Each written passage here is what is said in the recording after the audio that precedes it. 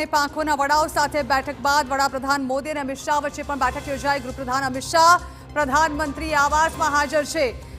સેનાની ત્રણેય પાંખના વડાઓ સાથે બેઠક કર્યા બાદ જ્યારે પ્રધાનમંત્રી મોદી અને અમિત શાહની આ બેઠક યોજાઈ રહી છે ત્યારે આ બેઠક પણ અતિ મહત્વની માનવામાં આવી રહી છે અને બની શકે કે પ્રધાનમંત્રી મોદીએ જે સેનાની ત્રણેય પાંખના વડાઓ સાથે વાતચીત કરી છે તેના તાર હવે આ બેઠક સાથે પણ જોડાયેલા હોઈ શકે। એક તરફ સેનાને ખુલ્લી છૂટ આપવામાં આવી છે અને બીજી તરફ ગૃહમંત્રીના પણ જે આકરા તેવર સામે આવ્યા હતા પહેલગામ હુમલા બાદ, ત્યારબાદ હવે જે આ બેઠક પ્રધાનમંત્રી અને ગૃહમંત્રી વચ્ચે યોજાઈ રહી છે તે મહત્વપૂર્ણ હોઈ શકે છે। બની શકે કે ગમે તે મોટો ફેસલો લેવાઈ શકે છે।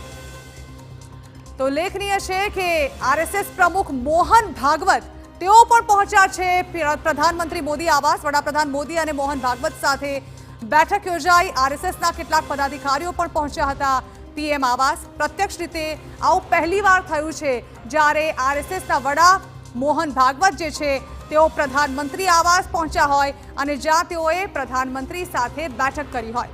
બની શકે કે આ બેઠક પહેલગામ હુમલાને લઈને પણ શક્યતાઓ છે કે તેને લઈને પણ હોઈ શકે છે। થોડા સમય પહેલા તેઓએ જે નાગપુરમાં વિઝિટ કરી હતી તેને અંતર્ગત પણ આ બેઠક હોઈ શકે છે, પરંતુ અત્યારે કોઈ પણ કયાસ લગાવવા શક્ય નથી। આ તરફ સેના અને અર્ધસૈનિક દળો વચ્ચે પણ બેઠકની શક્યતાઓ જોવાઈ રહી છે।